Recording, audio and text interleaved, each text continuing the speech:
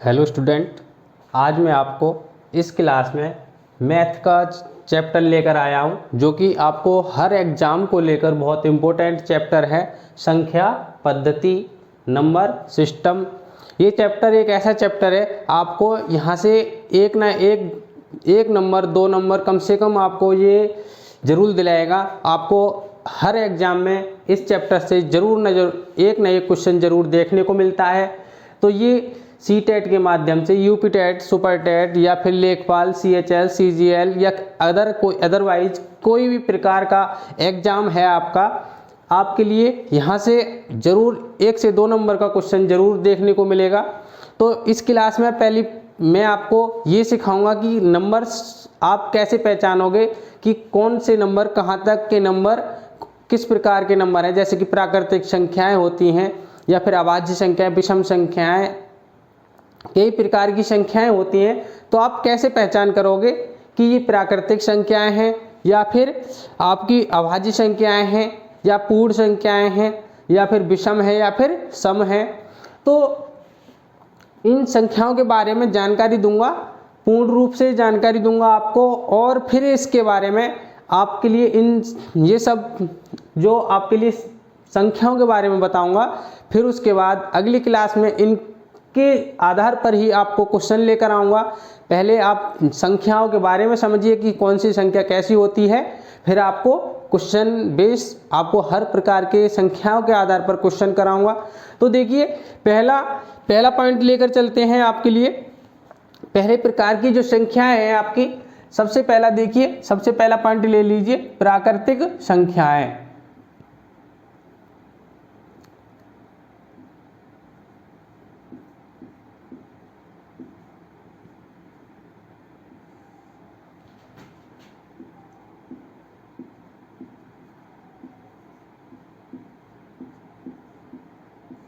प्राकृतिक संख्याएं, देखिए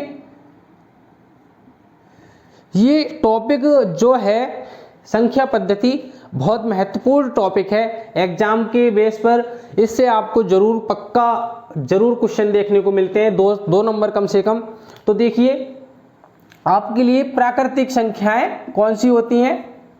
तो प्राकृतिक संख्याएं कौन सी होती हैं? वे संख्याएं जिनसे गिनती की जाती है। जैसे कि आप गिनती कैसे करते हो?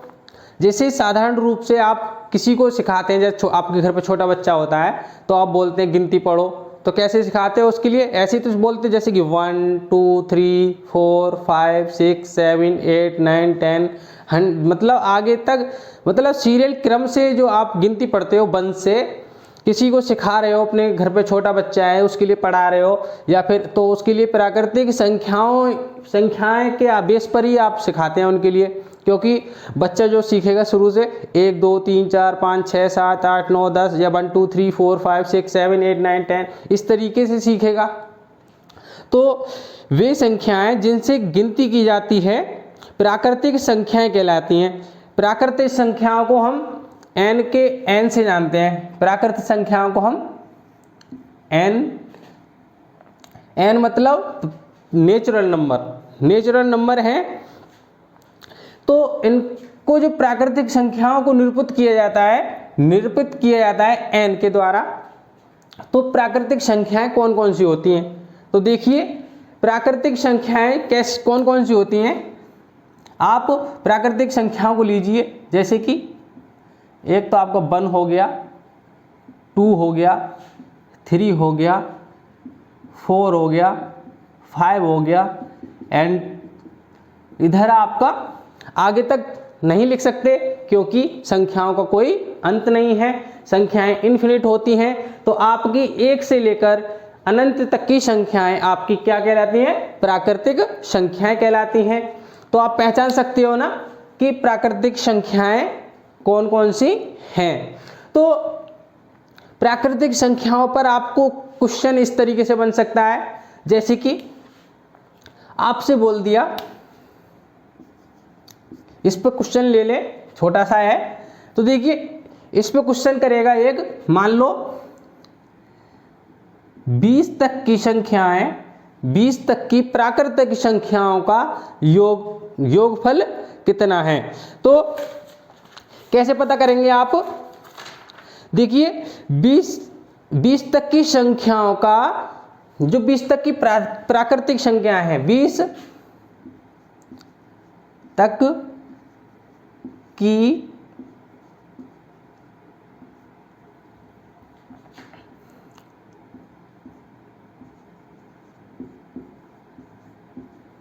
प्राकृतिक संख्याओं का योगफल ज्ञात कीजिए। ठीक है, तो आपसे ये 20 तक की जो आपकी 1 से लेकर 20 तक संख्याएं हैं, उनका उन प्राकृतिक संख्याओं का योगफल पूछ रहा है।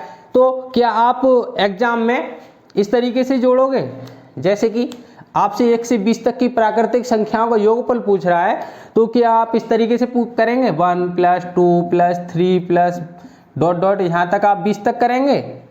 तो इस तरीके से आपको बिल्कुल भी नहीं करना। तो आप कैसे करेंगे जो कि आपको कम से कम समय लगे? कम से कम समय लगने के लिए आपको क्या करना है? तो देखिए, कम से कम समय लगने के लिए आप बिल्कुल समय नहीं लेंगे इससे। तो बिल्कुल समय कैसे नहीं लेंगे? तो इसका एक छोटा सा फॉर्मूला है, तो उस फॉर्मूला के बेस पर आपको ये एक सवाल करना है। तो एक आपका फॉर्मूला, जो सूत्र है, एक छोटा सा फॉर्मूला याद कर लीजिए। तो इसका जो सूत्र है आपका, वो है n कोष्टक में n+1/2। ये आपका छोटा सा फॉर्मूला है। आपको 20 तक की नहीं, बल्कि हजारों लाखों कितनी भी संख्याओं का योगफल पूछे, प्राकृतिक नंबर, मतलब कहीं आपको कहेगा आपसे कहे कि 100 तक की संख्याओं का 100 तक की प्राकृतिक संख्याओं का योगफल क्या होगा, 1000 तक की प्राकृतिक संख्याओं का योगफल क्या होगा, तो क्या आप 1 1 2 2 करके ने 1000 तक की संख्याओं का योग निकालेंगे? अगर 1000 तक की संख्याओं का योग करने लग गए इस तरीके से, तो पूरे पेपर में आप 1000 तक की संख्याओं का ही योग कर पाएंगे। तो आपको इस तरीके से बिल्कुल भी नहीं करना है।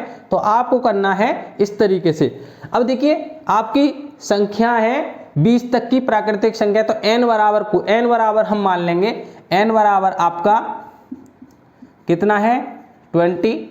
n बराबर 20 है तो रख दीजिए n बराबर है 20। तो 20 यहाँ पर भी हम कर देंगे 20 + 1/2 हो गया। अब इस 2 से इसे काट देंगे तो ये कितना हो गया? 10 हो गया। अब देखिए 10 और कोष्टक में 20 + 1 10 गुणा 20 और 1 21। अब मल्टीपल कर दीजिए, 10 की मल्टीपल 21 में करेंगे तो कितना आएगा आपका? 210।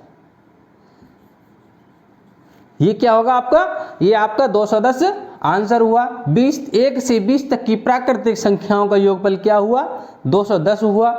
तो देखिए, आप इस तरीके से कितनी भी संख्याओं, जो प्राकृतिक संख्याएं हैं, आप किसी भी प्राकृतिक संख्या का योग इस तरीके से निकाल सकते हो। बहुत आसानी पूर्वक, कैलकुलेशन भी इसमें अधिक नहीं होगी, लेकिन आप उस बेस से मत गिनना, नहीं तो पूरा पेपर आप उसमें गिनने में ही निकाल दोगे। तो आपको इस तरीके से प्राकृतिक संख्याओं का योगफल ज्ञात करना है।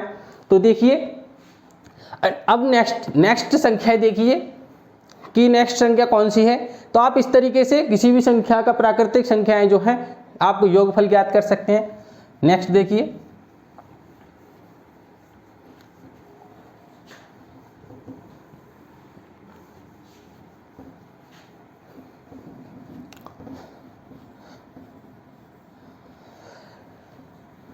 अब है आपका, जैसे कि अब मान लीजिए आप पूर्ण संख्याएं नंबर 2,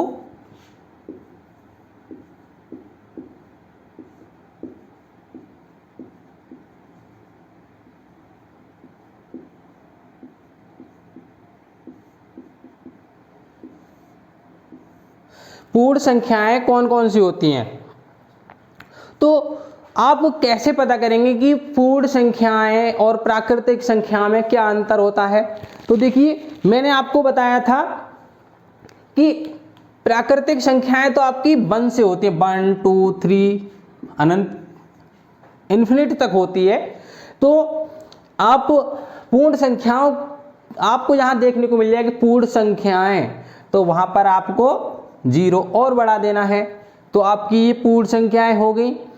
0 को शामिल करके प्राकृतिक संख्याओं में 0 को मिलाकर वह संख्याएं पूर्ण संख्याएं कहलाती हैं। तो आपकी कौन कौन सी संख्याएं हुई,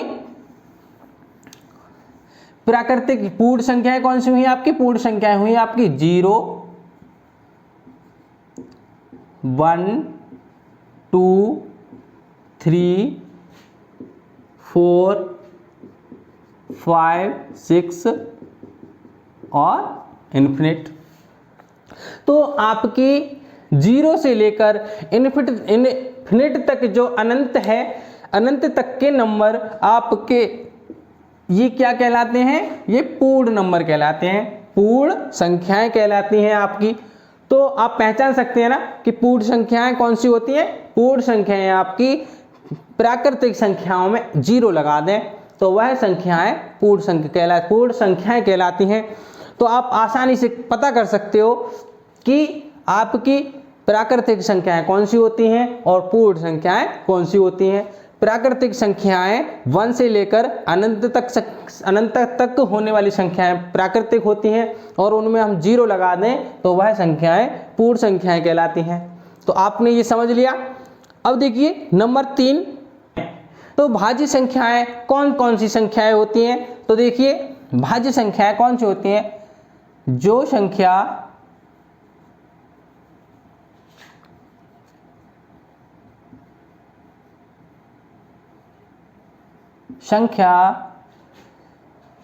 पूर्णतः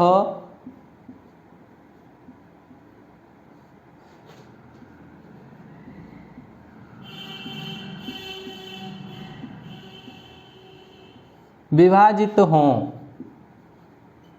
भाज्य संख्याएं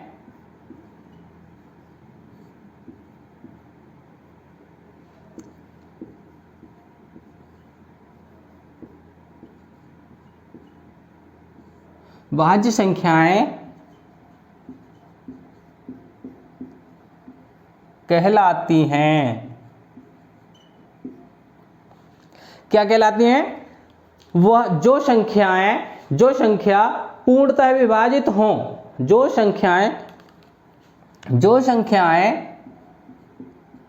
पूर्णतः विभाजित हों भाज्य संख्याएं कहलाती हैं।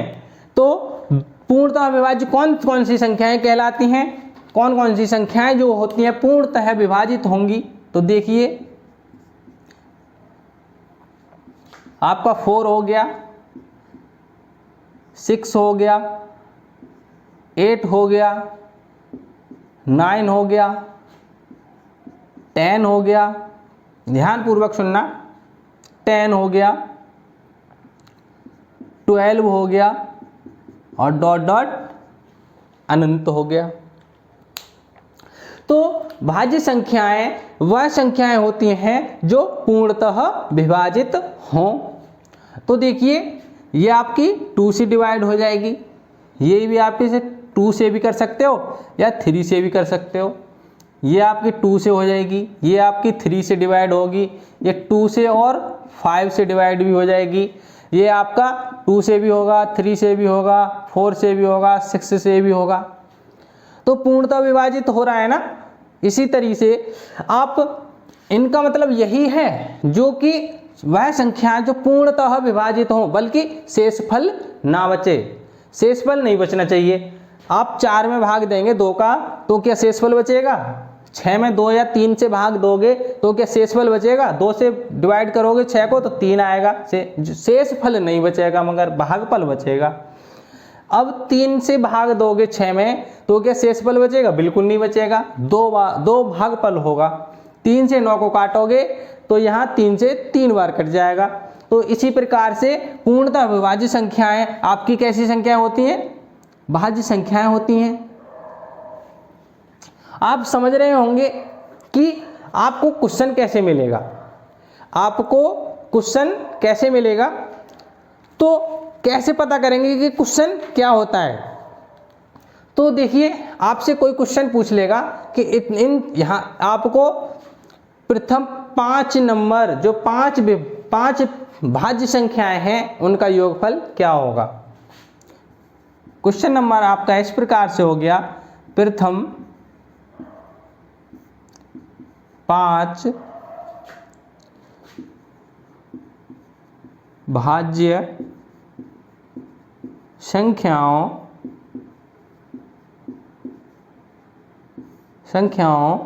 का योगफल क्या होगा। तो प्रथम 5 नंबर हैं तो उनका योगफल आपका क्या होगा।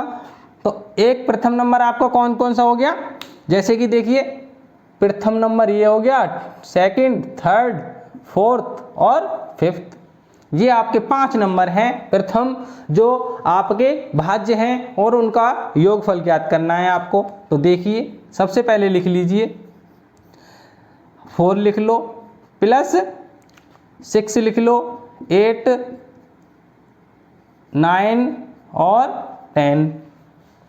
तो आपने देखो लिख लिए 4, 6, 8, 9, 10।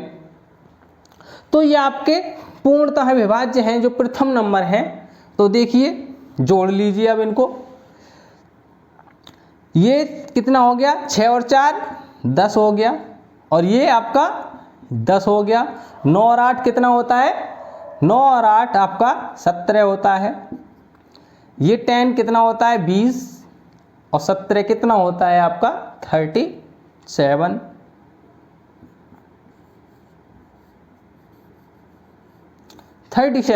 आपका सही उत्तर हुआ। प्रथम 5 संख्याएं जो भाज्य संख्याएं हैं उनका योगफल 37 होगा, 37 होगा। 10 और देखिए 10 एक है, 6 और 4 10 हो गया, 8 और 9 17 हो गया, 10 और 10 20 और 17 37 हो गया। तो आपका सही उत्तर 37 हुआ। तो इसी प्रकार से आपसे क्वेश्चन पूछा जा सकता है। अब देखिए भाज्य संख्याएं क्या होती हैं। भाज्य संख्याएं बिल्कुल इसी के विपरीत होती हैं।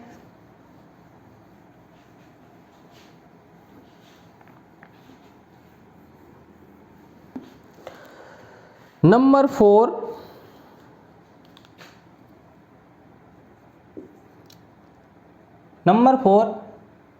अभाज्य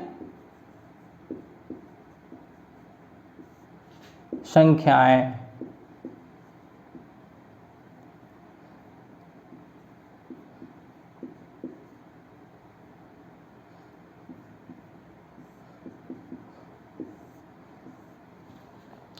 तो आपकी अभाज्य संख्याएं कौन कौन सी संख्याएं होती हैं। तो देखिए अभाज्य संख्याएं वह संख्या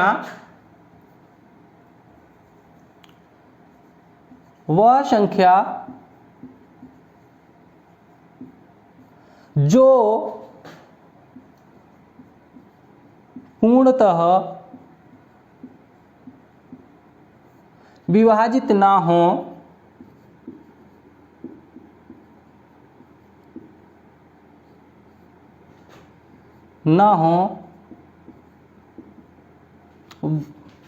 वह संख्या जो पूर्णतः विभाजित ना हो अभाज्य संख्याएं कहलाती हैं।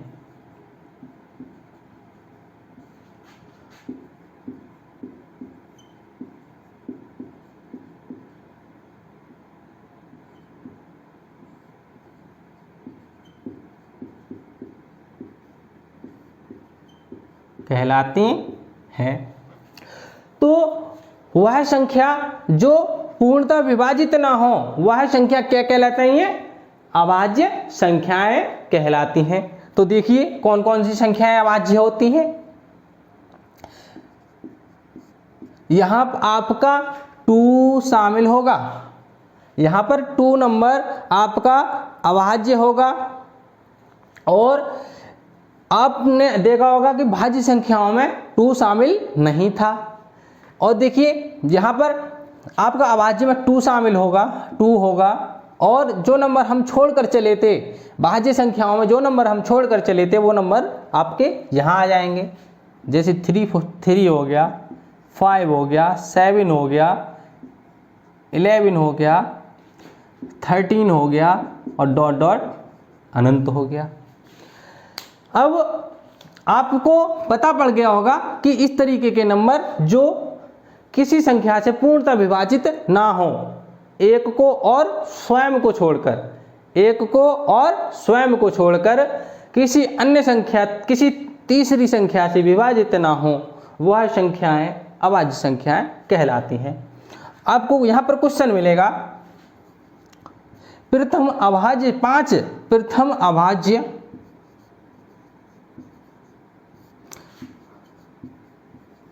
अभाज्य 5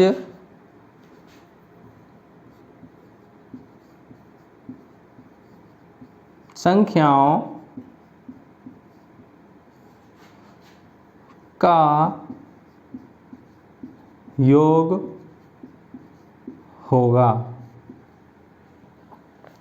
यहाँ पर आपसे इस तरीके से पूछ सकता है, आपसे 3 नंबर भी, 5 नंबर भी, या फिर आगे के और भी नंबर आपको ज्ञात करवा सकता है।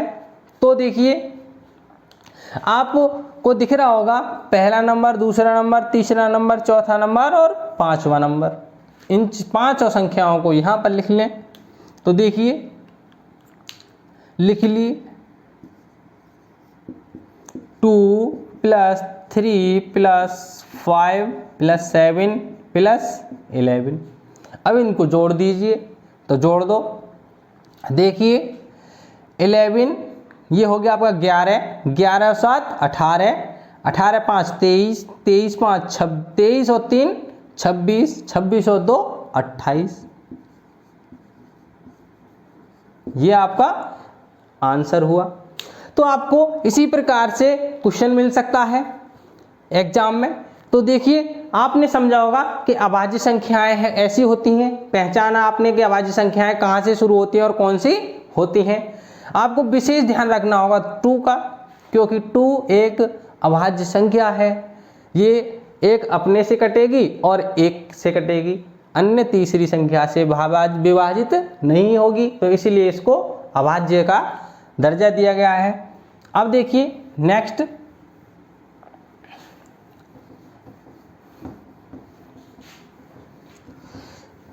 ये टॉपिक बहुत इम्पोर्टेंट टॉपिक है जो कि आपको किसी न किसी एग्जाम में जरूर देखने को मिलता है। इससे बहुत बड़ा टॉपिक है, इसमें कई सारे टॉपिक आते हैं।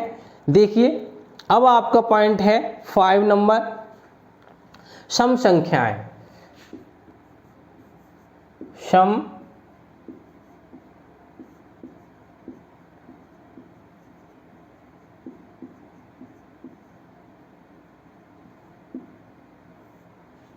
संख्याएं हैं।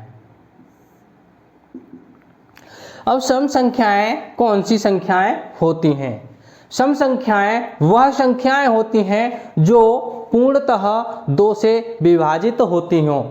2 से पूर्णतः विभाजित होती हों वह संख्याएं आपकी सम संख्याएं कहलाती हैं। तो देखिए यहाँ पर 2 का सबसे बड़ा रोल है। आपने पिछले में पढ़ा हुआ अभाज्य संख्याओं में 2 को एक पढ़ा होगा कि वो है अभाज्य संख्या में काउंट किया गया था, लेकिन यहाँ पर सम संख्याओं में काउंट होगा, क्योंकि वह संख्याएं जो 2 से पूर्णतः विभाजित होती हैं वह सम संख्याएं कहलाती हैं। तो लिखिए जो संख्याएं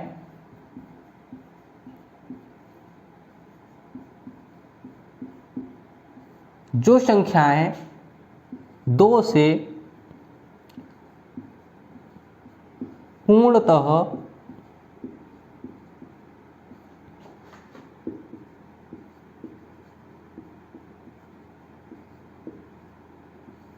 विभाजित हों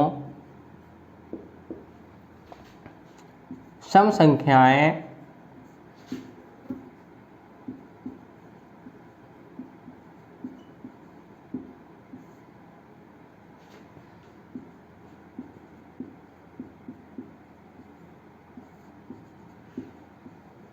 कहलाती हैं। तो वह सम संख्याएं जो 2 से पूर्णतः विभाजित हों, वह संख्याएं आपकी सम संख्याएं कहलाती हैं। तो देखिए 2 हो गया, 4 हो गया, 6 हो गया, 8 हो गया, 10 हो गया, 12 हो गया, 14 हो गया और डॉट डॉट अनंत हो गया। आपके ये सारे नंबर जो मैंने लिखे हैं वह 2 से पूर्णतः विभाजित हैं, तो इसलिए ये सम संख्याओं में काउंट किए जाएंगे। वह संख्याएं जो 2 से पूर्णतः विभाजित होती हों, वह संख्याएं सम संख्या कहलाती हैं। तो आप समझ गए होंगे कि सम संख्या क्या होती हैं। तो देखिए नेक्स्ट देखिए, अब आपकी विषम संख्याएं।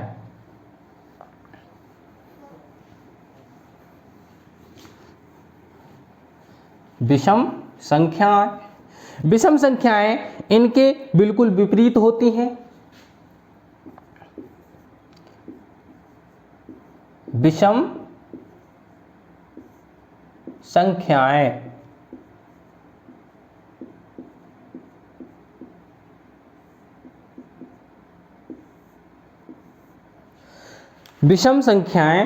जो पूर्णतः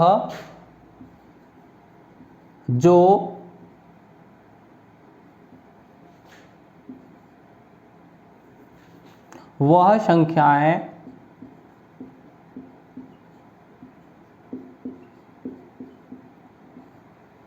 संख्याएं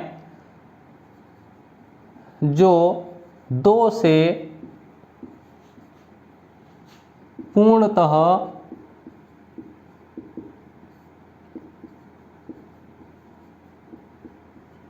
विभाजित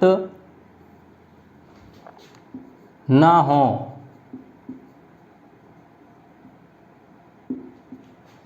विषम संख्याएं